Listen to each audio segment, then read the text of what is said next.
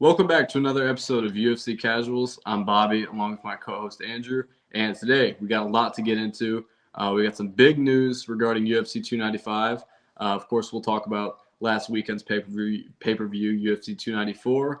And we'll get into some matchmaking that we have for the main card fighters on UFC 294.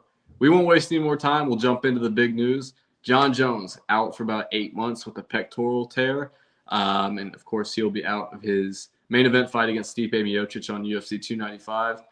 Stepping up to be that main event fight, Yuri Prochazka versus Alex Pereira for the vacant light heavyweight belt. A massive, massive fight. I mean, we've been hyping this fight up for so long. Definitely a fight deserving of being the main event on a pay-per-view. So I'm glad it's getting that shine. I'm excited. I mean, any other card, that fight's headlining a pay-per-view. So yeah, just the fact that it was Jon Jones above them made that pay-per-view so good. But they say good things happen to bad people. Finally, a bad thing happened to a bad person, and Jon Jones tears his pec. getting Hopefully, straight into the celebrating injuries. Less than a minute in, nice. Injuring him into retirement. Honestly. But we get a good fight as a result of the Jon Jones injury, and the card saved. Maybe not a superstar at the top of this card now, but two amazing fights, main event, co-main. Yeah, unfortunately for the pay-per-view sales, it's gonna take a massive hit. Although you can say that the interim heavyweight fight, it's better, quality-wise than the Jon Jones Miocic fight. It's gonna take a massive hit regarding pay-per-view sales, and they're probably gonna have to try and beef that card up last minute when it comes to the undercard below Jon Jones, Alex Pereira, and Yuri Prochazka, of course. Like right now, Diego Lopez and Pat Sabatini, that's the feature fight. That's not a good enough fight for a card that doesn't have Jon Jones anymore. So they're going to have to do some beefing that up last minute. And I agree. Even though Diego Lopez is a future champ, we can all agree on that. Of course. Funny haircut. Good. They don't see the vision right now, though. So they don't see the vision, even though he is in the feature fight slot. You're slandering Diego Lopez's name, but he is third to last fight on a pay-per-view here. So I don't know, but yeah, we have to assume that they're going to be looking to beef this one up, especially with Jon Jones gone. Maybe they would have been fine with Diego Lopez where he was, but now that your cash cow's out of the picture, you're gonna have to probably beef this card up a little bit more. But the casuals will be upset that Jon Jones is out, but some diehards like us, even though we're called the UFC Casuals, we're very happy with the new interim fight for the heavyweights because, like you mentioned, this is probably a better matchup than Jon Stipe Miocic would have been. I mean, that was looking like it'd probably be a one-sided beatdown, assuming the 44-year-old firefighter doesn't pull something insane out of the bag. So we probably got a better stylistic fight as a result. Yeah, probably won't be as long of a fight, given that Aspinall and Pavlovich, their fight times average out at about 3 minutes. So probably won't make it out of the first round. Probably won't be a very long co-main event, but huge stakes and still should be a really exciting fight. And what if it does go? What if they neutralize each other? What if it turns into a war? We've never seen these two guys in deep waters. We've never seen them really go to a second round, either of them. So it can end up being, if they can neutralize each other, Pavlovich with the power, if Aspinall can, outlast, not get hit with one of those giant hooks. And then maybe we'll see a little bit of Pavlovich's wrestling on the Aspinall side with how good his wrestling is. So we could say, probably going to end in under 3 minutes. There's a good chance either way. But, you never know. Maybe it ends up, putting on a show, a fight of the year itself contender. So who knows? Yeah, and we'll talk a little bit more about that. We'll go ahead and get into it. We'll save our predictions for the episode during fight week, but we will give a little bit of analysis considering the news just dropped. I'll tell you where I'm leaning right now. I'm still undecided, I'll say that, but I'm leaning towards Pavlovich. We knew this fight was going to get booked at some point for a while. My thought originally was that after Jon Jones beats Stipe, Jon Jones probably retires, and this is for the vacant belt. Now it's for the interim heavyweight belt, which I imagine the winner of it. I don't know if they're going to fight Jones next. That makes the most sense, but reports indicate that whenever Jon Jones is healthy again, it's going to be him versus Stipe. So I don't know what the point of the interim belt is. It doesn't make any sense to me.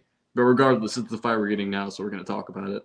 We'll get into all that whenever we get there. But man, Pavlovich, his hand speed is crazy. His techniques, his boxing is incredible. And I know in his first fight, granted, it was his debut against Alistair Overeem. He got taken down and smashed pretty easily. But I imagine we have a much improved version of him, especially with the wrestling. He has a little bit of a Sambo background.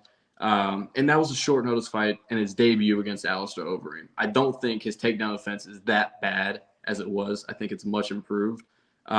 So if he's able to stuff a few takedowns on Aspinall, which we know Aspinall is going to be looking for him, because Pavlovich, he's going to be tough to, have the edge on the feet. If Pavlovich's takedown defense has improved at all, I think he's got a big advantage in the stand-up. Power-wise, for sure, right? But yeah. I would say if this fight were to stay on the outside, which I know they're heavyweights, they're giant guys, it's going to be hard to stay on the outside against the heavyweight. But if anybody could do it at the heavyweight division, it probably would be Tom Aspinall with his speed. His foot movement is just world-class for a heavyweight. I mean, he looks like a welterweight out there, his speed for the heavyweight division. But, albeit, when you are that fast for a heavyweight, you're going to lose a power advantage against a lot of these guys. And, even though he dropped Tybura with one right hand in his last fight, I don't think Sergey Pavlovich is Martian Tybura, right? So I wouldn't be expecting Tom Aspinall to just land one right hand and for Pavlovich to dissolve. But, if he can keep it on the outside with his speed, with the leg kicks, obviously maybe not too many leg kicks. We saw what happened in the Curtis Blades fight when he threw a leg kick, is shattered in half. But I think that there's past where Aspinall can have success on the feet, but it's just going to come down to, is he going to want to do that? If it goes rounds, you could probably see an advantage on the striking. But what are the chances it gets out of that first round? So, it's tough for Aspinall. And like you mentioned, he's probably going to want to look to wrestle. But, man, it'll be really interesting. I'll be on the edge of my seat. I know that. Yeah, it'll be definitely something, you're nervous every second of the fight. My big concern with Aspinall on the feet is his style, how he kind of crashes in on guys when he gets those. I know he has those big knockouts like he got in the last fight against Marcin Tybura. But the way he crashes in, and with how I know Pavlovich, you see him get all these round one knockouts, and your mind instantly goes, oh, he's kind of a brawler, right? He's so technically gifted. I'm worried that Aspinall is going to rush in and get caught. That's my fear, especially with the power of Pavlovich. It doesn't take too many of those shots from him to put guys away. So I worry a little bit about that with Aspinall. And another thing I worry about is Pavlovich has been training. He's been ready for this. I know he wasn't planning on fighting on 295, but he was ready to be the backup. He was ready to make weight. He's been in camp. So at the very least, he was ready to be a backup. Aspinall, this is only like 2.5 weeks notice. This is pretty, I wouldn't say last minute. I mean, we saw last minute last week, and we saw how that played out. So this isn't quite that bad, but this is close to it. He gets a few more days than Volt got, but there won't be any weight cutting concerns for Aspinall. Yeah, that's one thing that you can look at and be like, okay, that makes sense for a heavyweight to take a short notice fight. It's just gonna be a brawl anyway. But another concern for Aspinall in this fight is, like, you saw what Curtis Blades wasn't able to do in his last fight. I mean, we thought stylistically this is the toughest fight that Pavlovich has had yet. Curtis Blades is the best wrestler at heavyweight. He'll be able to take him down. Pavlovich won't be able to use that power because it'll get taken to the ground. And then he stuffs a takedown and knocks out Curtis Blades with ease. So is Aspinall going to suffer the same fate if he gets a takedown stuffed? Time will tell, but that definitely looks like it could be a prediction you could definitely have for this fight. So no predictions, but fun fight. Yeah, super exciting fight. We get to see it a lot sooner than we expected as well. So although UFC 295 is lacking that big star power, granted, Pereira, I'd say he's bordering on superstar, but he's not a big enough name to carry a pay-per-view by himself. So it's lacking that big name like Jon Jones. But for people who are going to watch every pay-per-view regardless, we're not missing much. I mean, this is going to be an incredible fight still. Exactly. Not missing much from this side. The Jon Jones fanboys, wah, go cry in your pillows. Yeah, don't feel too bad for them. We'll move on to UFC 294 this past weekend. We'll dive right into the main event. Man, that was tough. That was a hard watch for me as a big Volk fan. Head kick KO in round 1 for Islam. Set it up beautifully. I mean, he was chipping away at the legs with the leg kicks early in the round. He was getting the clinch and beating up on the body with those knees, which gave Volk a lot of problems in the first fight. He went right back to it in this one, and Volk started to worry about blocking the body. Only got one hand up to block the head on that head kick. Went right over, knocked him out. Yeah. Beautiful work by Islam. What do you make of this one? Pretty similar to another knockout we saw earlier this year, the Poirier knockout, right? Where he only did a head kick with one hand. You got to start going up with two hands to block these. But this was just a case of Volk just blocking his chin instead of all the way up with his guard, right? And him being a shorter guy, Islam's able to get that leg up higher. He's fighting a featherweight, man. He was fighting Volkanovski's a featherweight. You know, say what you want, he is. And he took this on 10 days' notice. He looks like a little chubby little meatball out there. He had some belly fat going out there. When Bruce Buffer was calling him his name, I saw a little bit of some love handles. Yeah, but I don't want to take anything away from Islam. I mean, of course not. He showed a level to his game that, a lot of, casuals probably doesn't know he has, right? You see the Dagestani guy, he can't strike.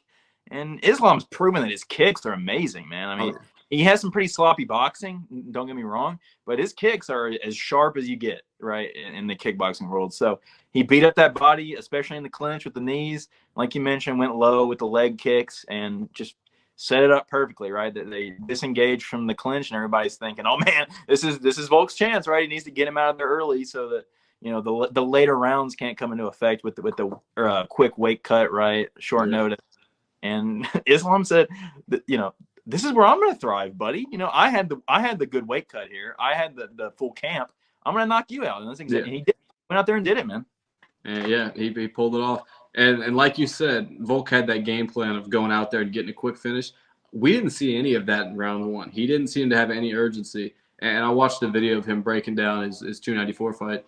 And he said he kept telling himself he needs to get going, but he just never did.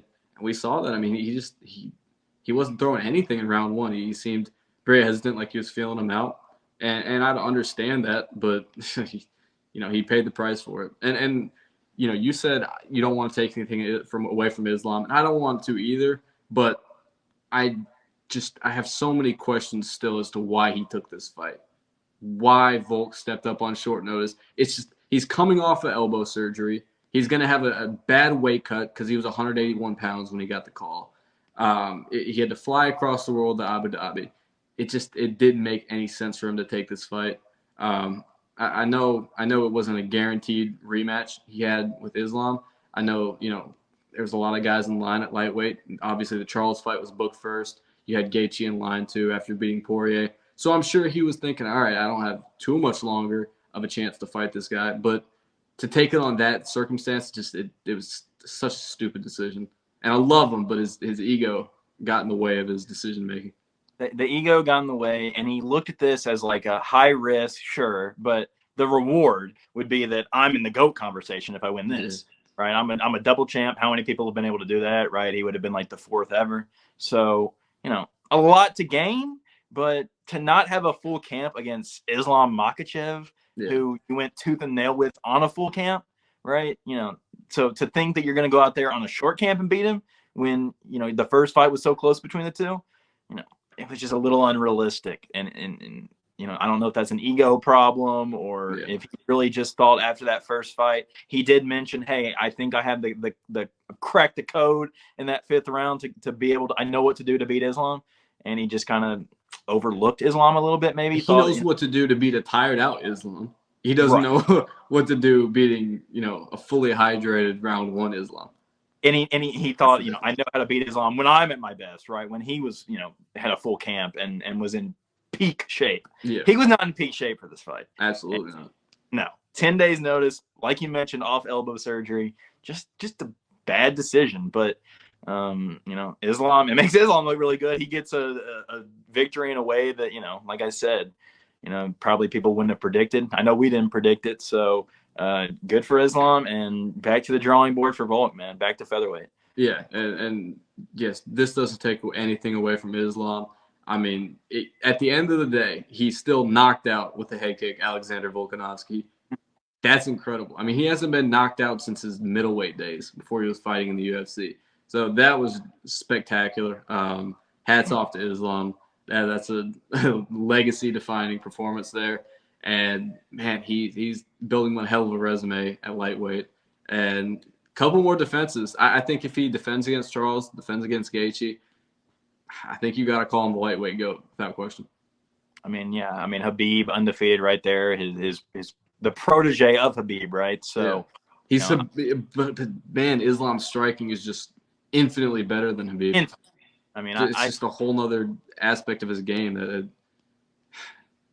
it's levels above Khabib's for sure. But we have seen Islam at times in these two fights with Volk. He wasn't able to get Volk down. So that's where you could say Khabib's better, obviously, right? In the grappling department, Khabib never had any problems taking anybody down. So Islam, fighting a featherweight, wasn't able to get him down really well in either fight. I know he got, Volk down in those fights, but Volk never was threatened by subs or anything like that. Islam couldn't get Volk down at all. He only had him in the clinch this fight. Obviously, had great success in the clinch, but wasn't able to find a takedown. Yeah. And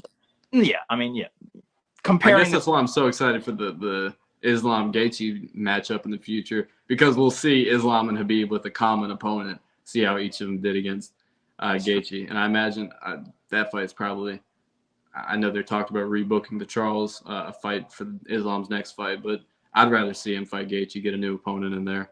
After we saw what happened in the last time Islam rematched someone. I'll get into that a little later in our matchmaking, but I would tend to agree with you. Some fresh blood is what's needed for Islam. Just to, people are going to say, oh, you beat Volk twice. You dominated Charles. If he beats Charles again, does that prove? Because you already beat him. So I think, legacy-wise, he needs to get some fresh faces up in here. Hopefully, Gamrot should go on a run here, and that'll be a fresh guy, right? Any of these people. I was hoping it'd be Fiziev, but just any of them. Yeah. And that would be best for the division just to move forward, I think. But what a performance from Islam, man. He's what can you even say? I mean, do we have just another dominant champion at lightweight for the foreseeable future? It's looking like it sure seems like it. It sure seems like it. Yeah. So we'll move on to the controversial co-main event: Kamaru Usman versus Khamzat Chimaev. Chimaev wins by decision. I thought it should have been a draw. One of the judges had it as a draw. I had 10-8 for Chimaev in round one. That was a dominant round. Completely controlled Usman. He couldn't do anything. Threatened a submission when they were standing up. I came really close to it too until Usman threw him over his back. And then the last two rounds, though, Usman he was landing better shots on the feet, landing more on the feet. And I know Chimaev got a takedown in round three, but he really didn't do anything with it. I thought that fight should have been a draw. Judges said differently. The majority at least did. And Chimaev gets out of there with a win. And, man, this is obviously the toughest fight, Chimaev's ever had, right? We kind of, even though Usman had a lot against him in this fight as well, if you want to talk about, short notice opponent like that, he had even less time than Volk had, right? So, man, I think I predicted I wanted Chimaev to go out there and really prove a point and just dominate and get him out of there in the first round. And it was looking good, right? He bagged the whole first round. But kind of similar to the Burns fight. And when he was in deep water, I'm not saying he was in deep waters in rounds 2 and 3, but Usman was back at him, right? He wasn't just letting him get an easy takedown and control him. And I know Chimaev saying he had a broken hand, all this stuff, whatever. This is back-to-back, or not back-to-back, but 2 fights in his career now, against tough opponents where kind of dominated the first round. But then, I don't want to say gassed, but, the opponent. It does open up a lot of questions about his gas tank. It does. And it 100% does. And just Usman just jabbing. I mean, he can't defend a jab. It seems like Chimaev can't. Yeah. Burns and Usman had a lot of success with the jab. And these are 2 guys that aren't even like strike first guys. Yeah. So what happens when Chimaev has to face a guy like Leon Edwards, or I guess not numbers now because he's a. Yeah, But he's a middleweight. even But like Sean Strickland, if he were to get that fight for the belt against Sean Strickland, right? exactly. Sean Strickland probably survives round 1 against Chimaev. If he can stuff not even stuff the takedowns, but just avoid the submissions in that first round, and we haven't seen Chimaev in a 5-round fight either. Yeah, I have a lot of questions about Chimaev's not just gas tank, but just kind of heart in these later rounds. yeah. And we would know that Sean Strickland would have heart against Chimaev, right, in those later rounds. So I would have a lot of concern in a matchup like that, but I don't know, man.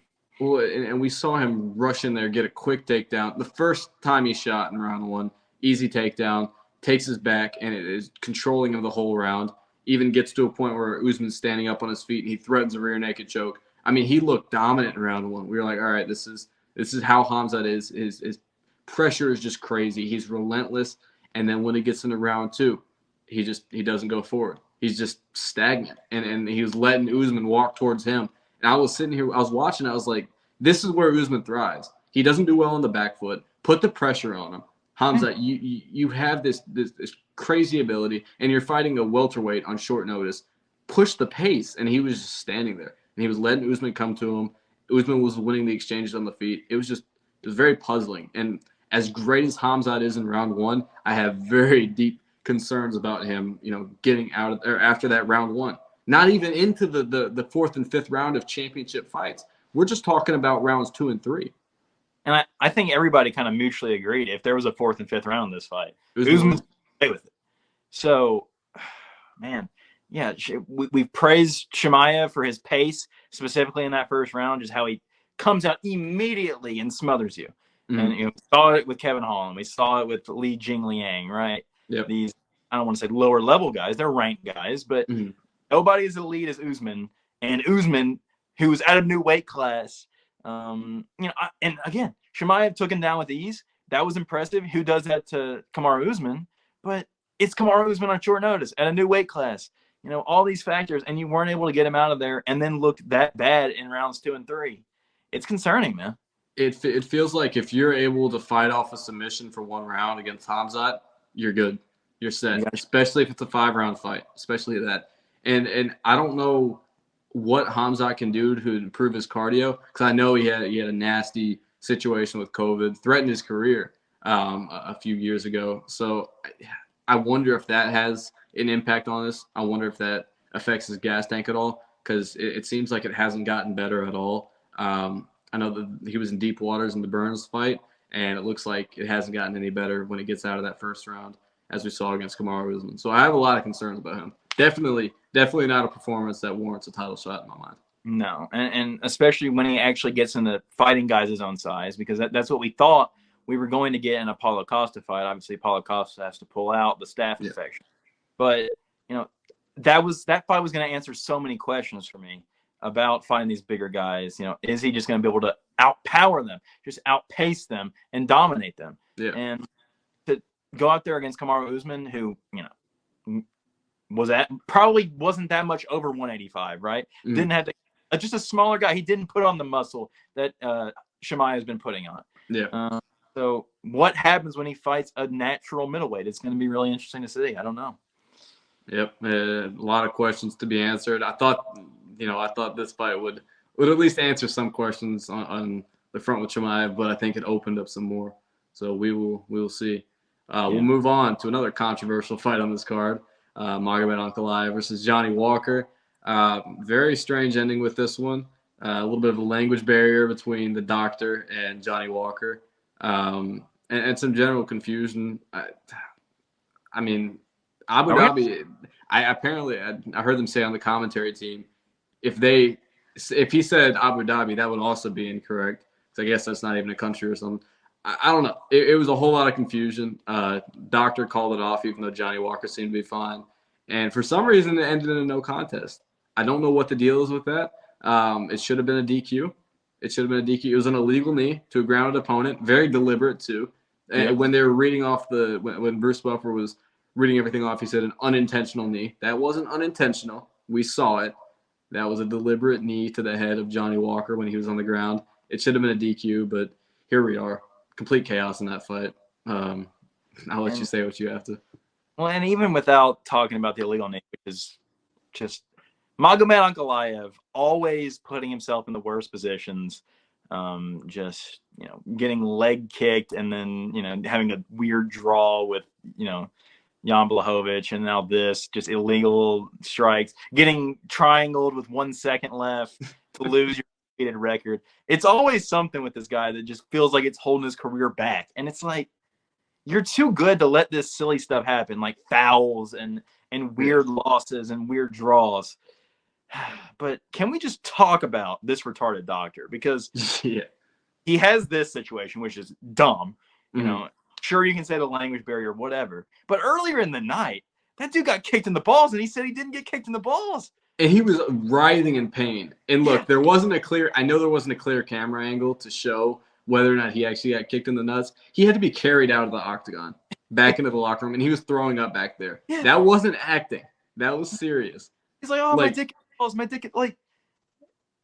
So the fact that they kept that doctor there and didn't switch him out after that. Yeah. For him to affect a main card fight of that magnitude, like a number one contender fight, really, that division, you would think. Man, disastrous. Doctor Shaman Ankalaev, poor Johnny Walker. He thinks he's in the desert. He is in the desert. He is. Wasn't wrong technically. He was not wrong. He's not a country, but the United Arab Emirates or whatever the fuck. I would have said Abu Dhabi. I would have gotten the answer wrong. Everybody calls it Abu Dhabi. Dana White calls Abu Dhabi. Yeah, I would have been wrong if he asked me what country I was in. So, what do you want the guy to say? He got illegally kneed. Sure, you got to make sure he's not concussed and he can continue. But he seemed fine. There was a clear language barrier. Why didn't they bring in a Portuguese translator or something? Just rebook this damn fight. Honestly. And have Herb Dean as the referee just in case next time. Like the Brian Ortega-Volk fight where he's going up to him and asking him how many hands or how many fingers he was holding up. Ortega still didn't get it right, and he was like, all right, whatever, just fight. Yeah, he's fine. He can – at least he back out there. At least Johnny Walker was, conscious. He had it together. He knew where he had everything. He was fine. He wasn't wobbly. He wasn't, He wiped his eyes a few times, but, that's normal. It was a very normal reaction. He didn't seem to be concussed. It was a big knee. There's no doubt about it. It was a big knee to the head. So I understand bringing the doctor in, but at least give it a little bit of time. And that answer, although it was a weird answer, there's a language barrier, and he didn't give it any time at all. There's no follow-up question, nothing. Just disaster from the doctor. Yeah, he's in the desert. All right, it's over. It's over, ref. Yeah. Just bad all around. Ankalaev, you're ruining your career, your reputation, even though you're a title contender level fighter here. You probably should be champ right now, from that Jan fight if you didn't have weak legs, right? So, no. I don't want to turn this into a Magomed Ankalaev slander fest. I don't mind it. He's ruining his own career. He's ruining his own career by doing this stupid shit. This should have been a DQ. He should be out of the title picture completely. I'm assuming they're going to do this rematch pretty soon. We'll get into that a little later, I'm sure. But you're ruining your career. And Johnny Walker, knock this fucking weirdo. Knock Abe Lincoln out, please. Abe Lincoln. That's all. Looking at this card overall, this was a terrible card. This was awful. It was pretty bad. We had the two first fights, which were extreme mismatches. We knew that going into it. We had Ankalaev and Walker, which strange ending. It was funny when it happened because Walker was trying to fight everyone in the octagon. So that was some comedy. But looking back, we're like, damn, we got robbed of a solid fight, which had huge implications. And then obviously the Usman Chimaev controversy with the scoring. And overall, it wasn't as exciting of a fight as we were hoping for. Let's be real. And then obviously we get to see our beloved Volkanovski get head kicked into oblivion in the main event. Good Lord, man, this shit sucked. Yeah, your beloved Volkanovski. Yeah, most of the UFC fans. I know you're one of the outliers here, but my beloved is the new lightweight goat. So I don't know what you're talking about. But your other beloved Max Holloway is also Volk's son, so it goes both ways, my friend. We'll see about that after Topuria knocks old next fight, but please don't come back in January. I don't know why we went back to this. We'll move on. We'll go ahead and get into that Aliskar off. Alves fight that we just mentioned. Yeah, big mismatch. I mean, it was a short notice fight against Alvez's first fight at middleweight. And it was just a mismatch. Aliskerov looked great. I mean, we haven't really seen it yet because he's been knocking guys out, but we know he's capable in the wrestling department. But man, his stand-up is so good. His striking's great. It landed a really nice flying knee on Alves, finished the fight. Great performance. That's all. That's about all I have to say about it. And the fact that we're talking about a Sambo world champion, Yeah, talking about how good his striking is, yeah, that said a lot about, we haven't even had to see the Sambo yet. So, how well rounded is he going to be once he starts fighting ranked guys? It's going to be really interesting to see. Yeah. Obviously, he beats up on a can here, but we know he has the skills, though. We know. We just saw the skills on display with a beautiful combo leading into that flying knee, and then getting him out of there, finishing him off. So, man, Ikram, we got another fucking daggy here, just looking like make some waves in the UFC, man. It's scary. Yeah, and I know Alves isn't all that good. We are well aware of that, but this is the fight I wanted for him. I wanted to see him fight a lower ranked guy, and I know Alves isn't even in the middleweight picture, like anywhere in the rankings, but he would be towards the bottom. So I'm glad to see him fight someone else. Just show that he's capable of doing this against cans. Then we can give him that step up in the competition. Get him a top 15 fight, I think, for his next fight. I think he's ready to go. Yeah, I mean, anybody in that lower top 15 range would be a good fight. I mean, yeah, you'll get later, but just why not rebook the Imavov fight? Why not? Yeah, that's an option. So I think he's ready for it. He looks good. Yeah. We'll move on to the main card opener: Said Nurmagomedov versus Muin Gafarov. Another quick finish. This one for Said Nurmagomedov. Of course, excluding that third fight, clean sweep for the Russians here. Great performance by him. His signature guillotine. Sloppy takedown attempt from Muin. Just went right into that guillotine. Said puts him out of there early, like a minute in. Just the mismatch, I think, truthfully.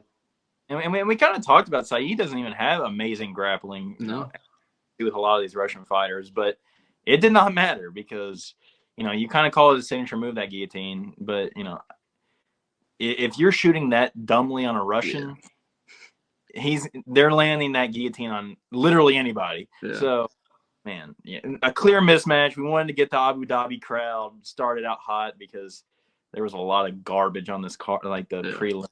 God, this card sucked. It was shit. It really did. It did not live up to expectations at all.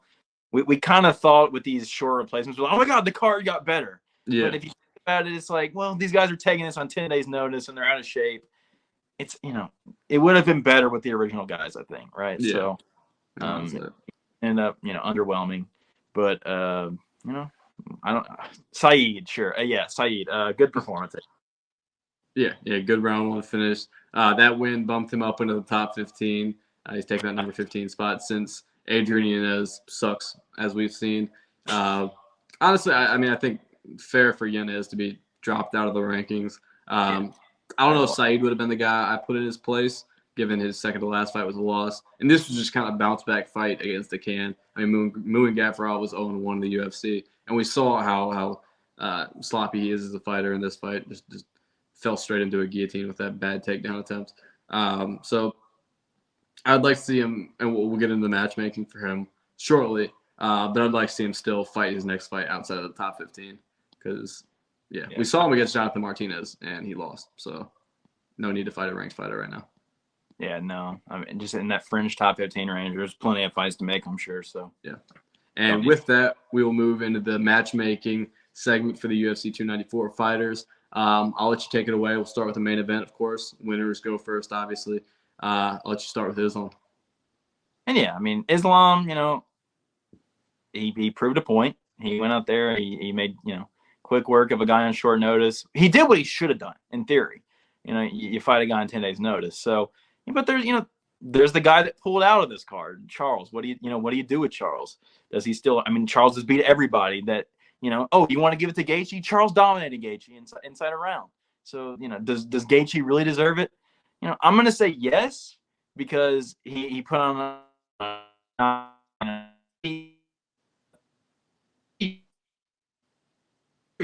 who knocks out Poirier. So, I don't think by any means you can say that Gaethje doesn't deserve it. It just kind of sucks because he got dominated so bad by Charles that it would be like, well, maybe Charles deserves it. But I want fresh blood for Islam, so I'm going to go Gaethje. But it would make sense if you do Charles again. But I want fresh blood, so. I like it. Yeah. For Volkanovski, I have him fighting Ilia Topuria, of course, going back down to 145, defending his belt. I think this fight needs to be either in February or March. If it's February, preferably later on in the month of February. But no need to rush him back in 3 months for that January card. I know he wants that. I know he says how important it is to him that he stays active. You just got concussed badly by a violent head kick. Take some time off, please, for the love of God. Don't fight Topuria in January, or you're probably going to get chinned. Hold it off for a couple months. Maybe not probably, but the chances go up exponentially if he rushes back. There's just no need for it. There's no need for it whatsoever. And I think the UFC might, let him know, hey, there's no need for you to rush that back. So yeah, I'm okay with the Topuria fight. I'm okay with him going back down and defending his belt. Just don't do it in January. That's all I have to say. Yeah, I think you gotta. Even though there's really not a lot left for him at featherweight, Topuria, he has proven himself as the clear number one contender. Yep. You probably go back down there for one more fight, right, and prove a point that you are the featherweight GOAT but unanimously. There's not even a debate at that point. So probably not even a debate now, without a Topuria win. But if you go out there and knock out a young, hungry contender like that, it just adds to that featherweight legacy. So. Yeah, good, perfect fight, perfect time. Don't rush it, like you said, but come in there ready this time in better shape, and prove that you're Alexander Volkanovski, right? You're that guy. Yeah. Absolutely. We'll move on to the co-main event. I got the winner, Khamzat Chimaev. I want him to fight another currently injured fighter, since they're both injured. I assume they have a fairly similar timeline. Jared Cannonier. He was called to fight Khamzat on short notice. He was ready to accept the fight, and then an hour later, he tore his MCL. So he'll be out for a while. Khamzat has a broken wrist. He'll be out for a while. If their timetables are similar, I could see them both coming back middle of next year.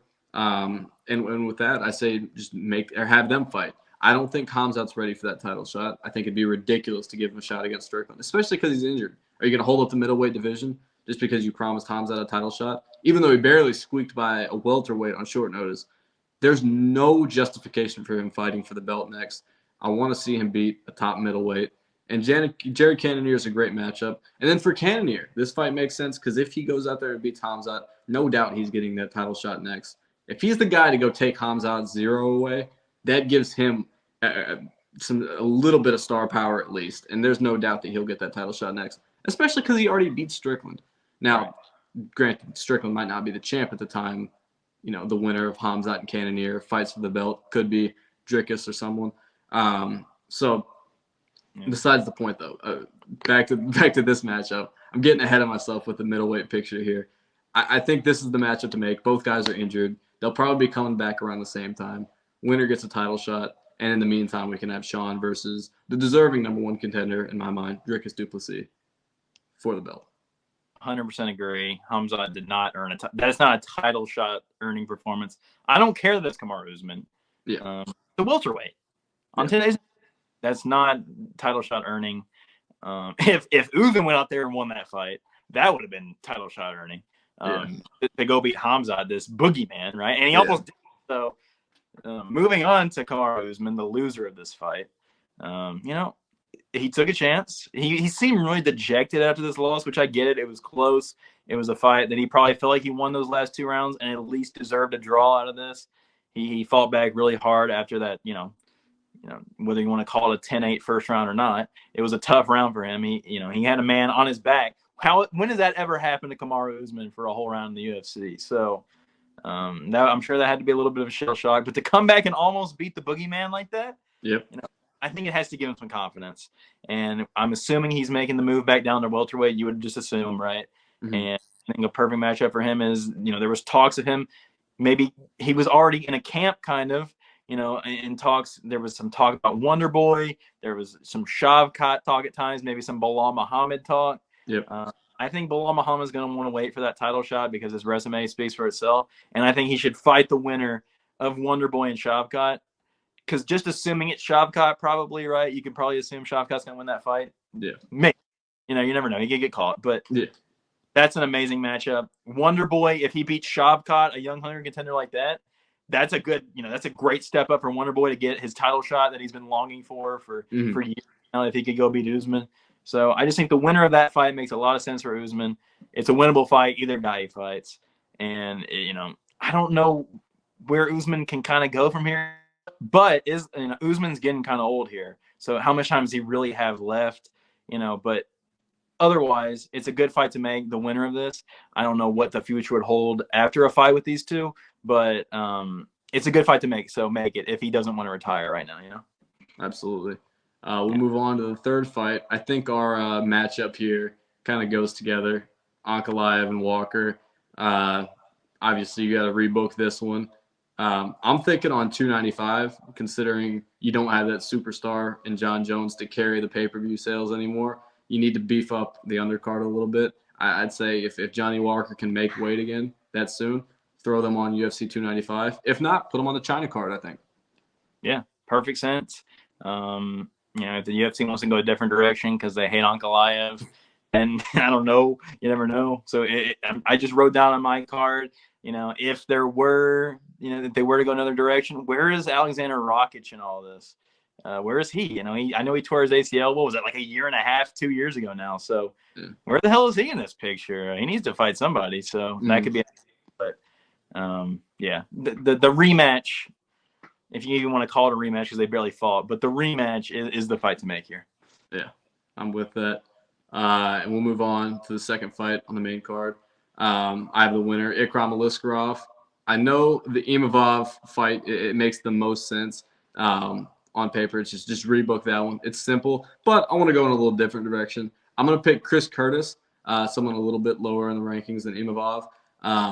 And Chris Curtis has a good chin on him. Hasn't been knocked out. Solid boxing. He's got good pace. It would be a tough test for Ikram because it's not someone he can go out there and sleep in a round, I don't think. I think this one's going to go into rounds 2, could even reach round 3. I think he'd beat Curtis, but it's an intriguing matchup to me, and it's a much tougher test than the guys he's faced so far. And a win over Curtis would get him up in the rankings. I like that. Yeah, it would get him in that top 15. If he could stop somebody who's never been stopped before, that'd be pretty impressive. So I have the loser of this fight, Warley Alves. This guy's not a middleweight. No. What do I say about the guy? I wrote down Phil Hawes because they both suck. And I know Phil Hawes is a middleweight himself, so is Warley Alves even going to fight at middleweight again? I don't know. I think he was planning to move up to middleweight, but that might have derailed things, getting beat that badly. Right. Who knows? I am not strong enough for this division. So if he stays at middleweight, Phil Hawes. If he goes down, who cares? He should be cut anyways. Feed him a contender series guy or something, somebody like that, and he'll probably lose and be cut. So there's your analysis for Warley Alves. All right, we'll move on to the main card opener. I again have the winner, Said Nurmagomedov. I'd like to see him fight Javid Basharat. Both guys fought this weekend. I know Basharat didn't go out there and get a win. That's the fight that ended in the nut shot, so no contest, of course. But Basharat, he's undefeated in the UFC. He's climbing up the rankings fast. And I'd like to see Said fight a little bit down in the rankings and fight someone that's a challenge to him. I think this would be a very even matchup. This would be a very fun fight. This could be on the main event or the main card of a fight night. It could be pretty high up there. It could be pretty high up on the prelims on a pay-per-view. I wouldn't put it on a main card. I wouldn't put these guys on a main card again. I don't know why Said is fighting on the main card of this card anyways. But still a quality fight here. Winner, obviously, if Said wins, he stays in the rankings. And at that point, then you give him a fight up in the rankings. Because we just saw him lose to Jonathan Martinez, who's not ranked too highly above him. I think he's number 11 or 12, I want to say right now, in bantamweight. So I don't think Said should be fighting up the rankings right now. Give him a good matchup in Javid Basharat. If he goes out there and beats him, then we can look about fighting a guy in that 10 to 12 range. That sounds like a great fight, man. and I got the shit end of the stick on these fights because first of all, I didn't write down this guy's name. What is his name again? Muin Gafurov. Muin Gafurov. Yep. He's now 0-2 in the UFC. It kind of reminds me of Akin Turkalj or whatever on the yeah. Aussie. You were coming into this winless in the UFC, and they gave you a pay-per-view fight because it's like you're fighting a hometown favorite or whatever, right? Yeah. We just needed to give the hometown favorite somebody or whatever, so that kind of feels like his position here. And you probably cut him. But if you don't, then, I didn't write anybody down. I don't know. Just beat him a Contender Series guy. Exactly. Same thing you did with Alves. 100%. Just give him somebody that will beat him and kickstart their career and get him out of the UFC. Yeah. I don't mind it. And with that, we'll wrap up. We'll look at the rumor mill in the UFC this week. Some words swirling around on Twitter that Colby Covington could be potentially injured, could be out of his UFC 296 main event fight against Leon Edwards. Would be devastating news because that would mean none other than Belal Muhammad steps up and will be fighting for a belt. The reason for this speculation, I don't know. I actually don't know. I've just seen words swirling around, and coincidentally, at the same time with that, Belal just randomly moved up above Colby one spot in the rankings for no reason, unprompted. So just weird, something to keep an eye out for. Yeah, it's weird that number 3 would jump number 2 for no reason. Without reason. either of them fighting in a while. Without fighting, yeah. And then the rumor, obviously. Is that what the rumors are based off of, or is there some inside word that there could be an injury? I haven't seen anything about there being any inside word. I think it all is purely speculation because of that jump up in the rankings. But I don't know. I've seen a handful of posts about it on Twitter, not from any credible sources, but just something to be on alert for, just in case. And that would be devastating for me. I'm a Colby guy. Yeah. And it was devastating because we had to watch Belal Muhammad in a 5-round fight. Terrible. And he probably fluke his way to a win. Worst title holder ever. So let's hope that's not true. Yeah, can only pray for it. So yeah, we'll end this episode on a prayer that rumor is not true, and that we won't have to see Belal fight for the belt anytime soon. And yeah, we'll see you guys next week. See you guys. Always got to end it on some Belal.